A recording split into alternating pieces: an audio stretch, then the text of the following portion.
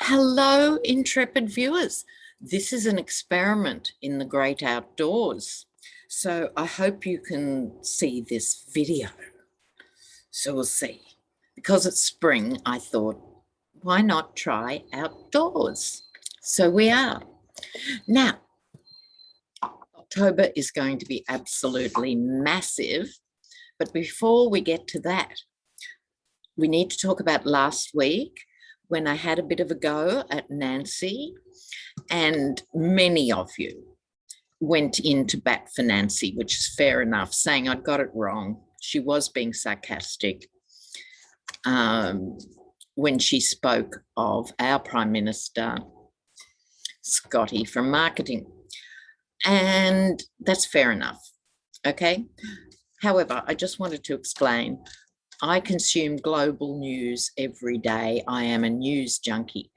And I spent 2 or 3 days, all I kept seeing was Scott Morrison praised for his leadership in climate change.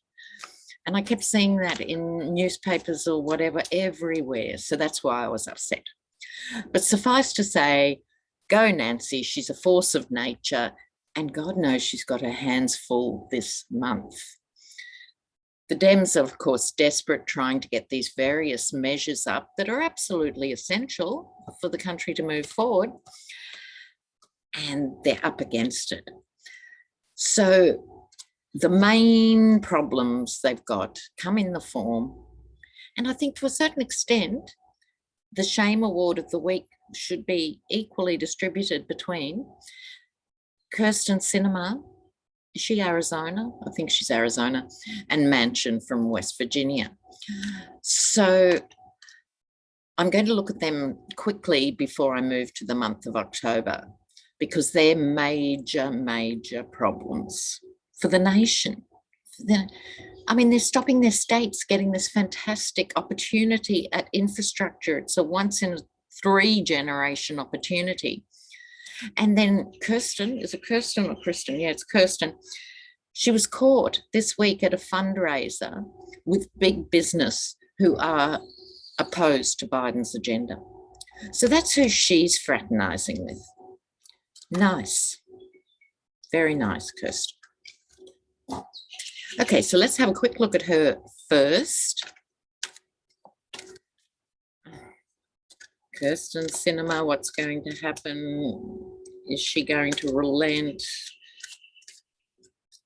Oh, these people. How do they sleep at night? I don't know. So what are her cards? I'm not going to be pulling the screen up and down because I've got you balanced, dear intrepid viewers, on a couple of books on a very small table. So another high-tech video coming to you, but it comes with love. Okay, so here's Kirstens Cards. Okay, now at the moment, she's sitting pretty. This is her, talking with all these titans of industry. How can we stop this agenda going forward? I wonder if they're not plants of some sort, closet fake Republicans or something. Anyway, that's a story for another day. This is her, I think, talking with the big business titans. And she's quite smug about her role. I don't think she's even that conflicted about her role. This is what she set out to do, which was represent big business, not people, not families, not workers, big business. And how did she do that? Well, she came as the false knight in the form of a Democrat. Now, we all know with all the parties, there's left, centre, right, although these sort of distinctions are rapidly becoming obsolete. But here she is as the false knight. But she then gets the death card.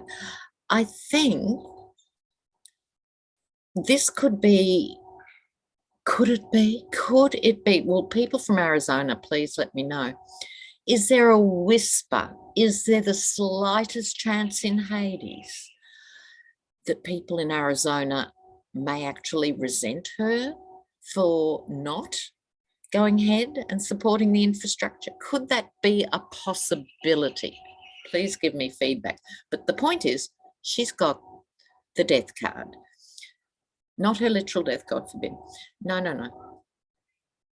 But it's the end game in so many ways.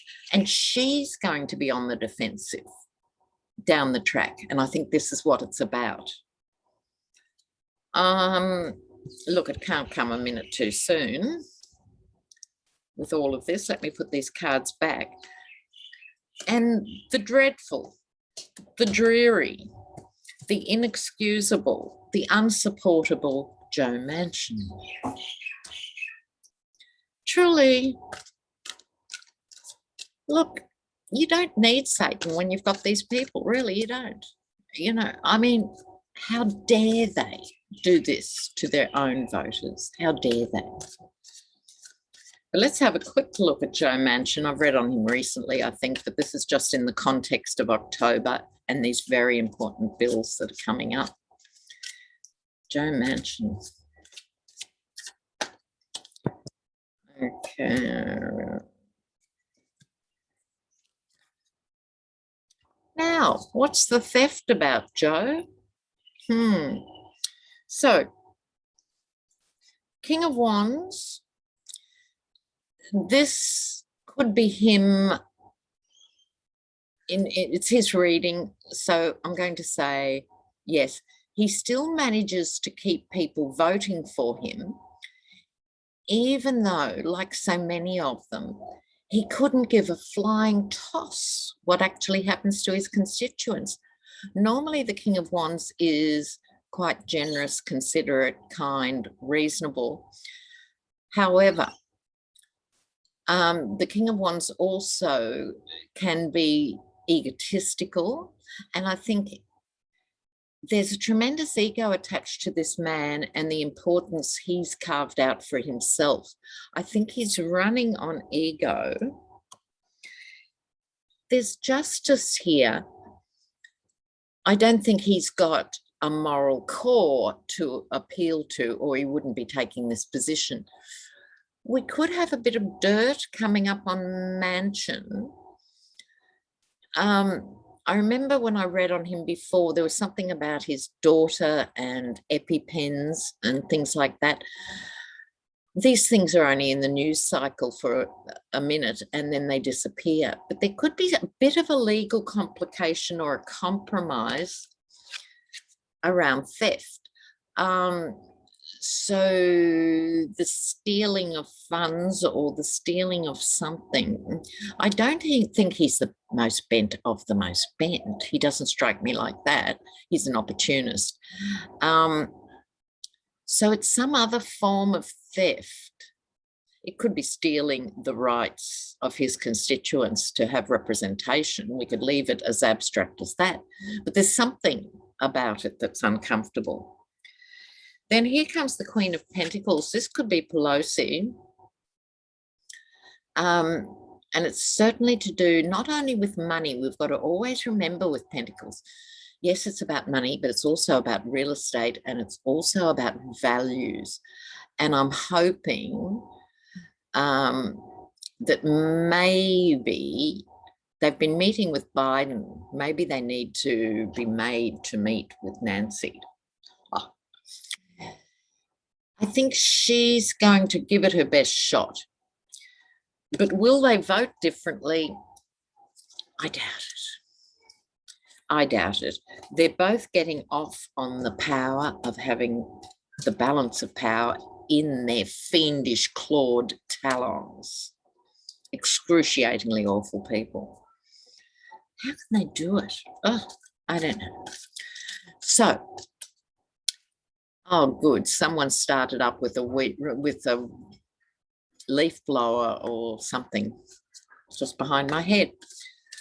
Now, while I'm shuffling, in other news, Iceland has just voted in the first female majority parliament. Not just a woman, not just a couple of women, a majority of women in their parliament. That's the world first. We've got the book Peril that's come out, which is Bob Woodward and someone else. Steve Bannon threatening to kill the Biden presidency in the crib. I am worried about, Bannon and Meadows and everyone. Will they go the 5th? Will they refuse to comply? We're all hoping that the DOJ, now it's not under Barr, will be able to function as a Department of Justice. But we know also it's compromised. There's so many issues that are critical.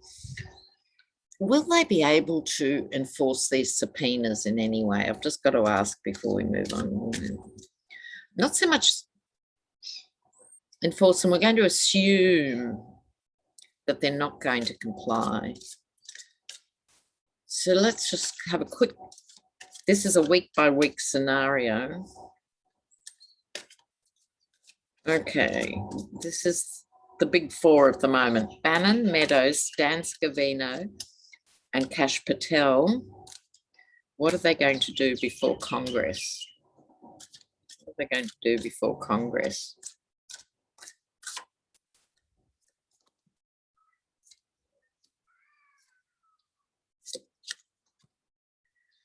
Well, with these cards, I think there's a bit of international pressure for them not to speak. Dare we say the R word? I think this is speaking to me of Russia.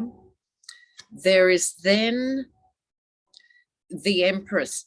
Now, with the Empress, often a beautiful card and so forth, but they're hiding behind the skirts of democracy, if you like. They're hiding behind it. I don't think they intend to speak. That's going to present a burden on Congress. How are they going to deal with them? I think they're going to fight the subpoenas and fight for the right to take the 5th. And the Dems really have to pull out the big guns now to make them speak. They're going to fight it and fight it.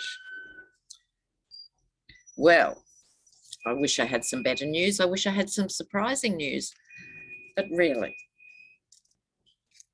So, look, in other news, the Georgia Lieutenant Governor, we say lieutenant here and it's lieutenant there, Jeff Duncan, he actually likened Trump to Satan during the week. I have immediately bonded with this man. Good on him. That is awesome. Okay, so now we're going to move on to the main thrust of this reading, which is how is October going to play out? And I think it all centers around the Dems, really. It's going to be a very, very, very, did I say very? A very difficult month. Right, we know this. They're up against so many things, and these are really big and important things. And in astrology terms, I stress again, I am not an astrologer, but I do know about Mercury retrogrades. And that's when Mercury, the planet of communication and getting things done on time, it doesn't literally go backwards, it visually appears to go backwards in the sky. So Mercury retrogrades mean it's really hard to get things done. It's really hard to get things over the line. So they've got these important bills coming up under the cloud, if you like, of Mercury retrograde. So this could actually get extended. Do not be surprised if these things get rolled back and rolled back and rolled back. They're up against the debt ceiling. They're up against all sorts. So Nancy very sensibly, she separated the two big bills in a hope of getting something up. But let's see what October means for the US of A. October.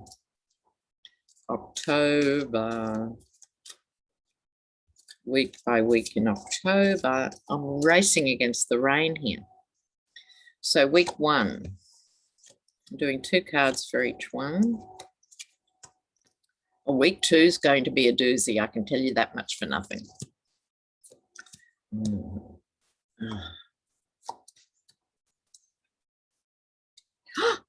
Okay. All right. Now, things, on the one hand, going forward, things will move.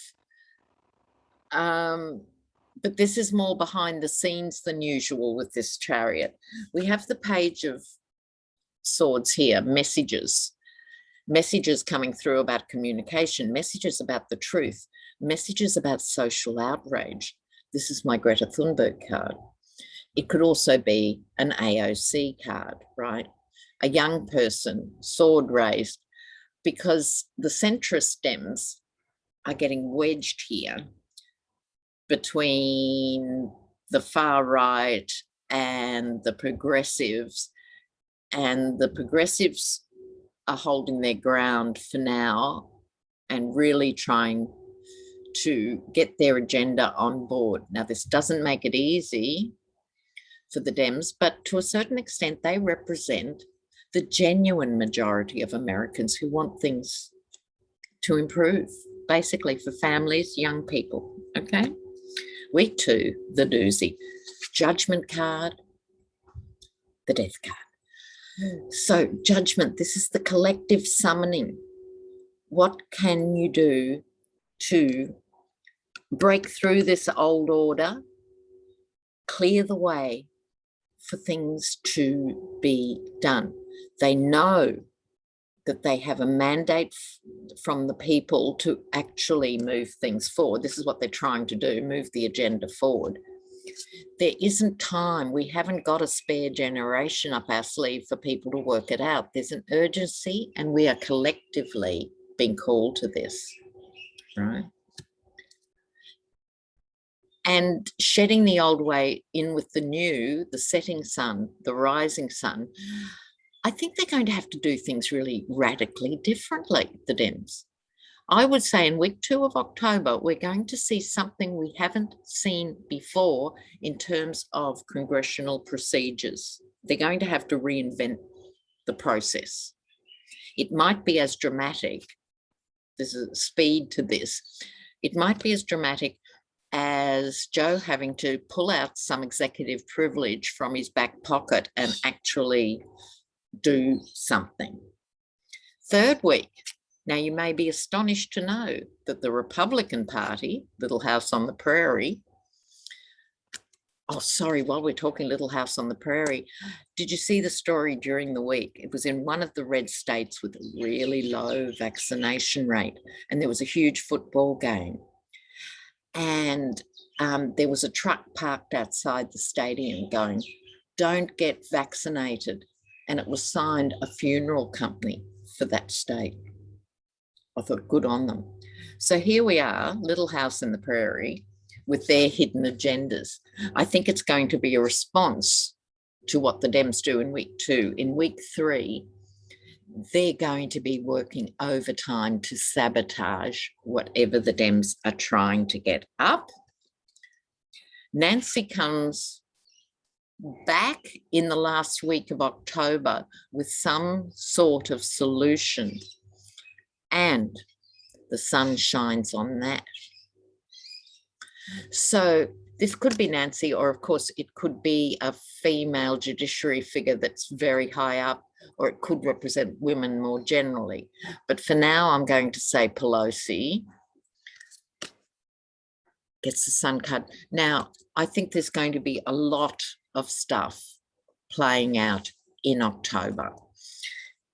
There's going to be highlights and disappointments and wins and losses, and we've got to just really stay calm, rise above the fray, observe it, don't live it, don't be in it, don't be crushed by it, please don't be paralyzed by it. Conserve your energy, build your energy, because it's so important to stay engaged, but to step back from the madness.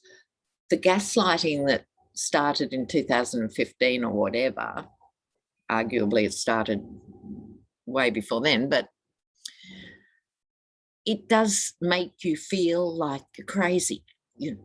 But what the GOP are very clever at is making you, the average thinking, caring, decent American, making you feel you're the minority and that they're 25% of squawking, flat earth worshipping, absolute trolls are the majority. No, always remember that.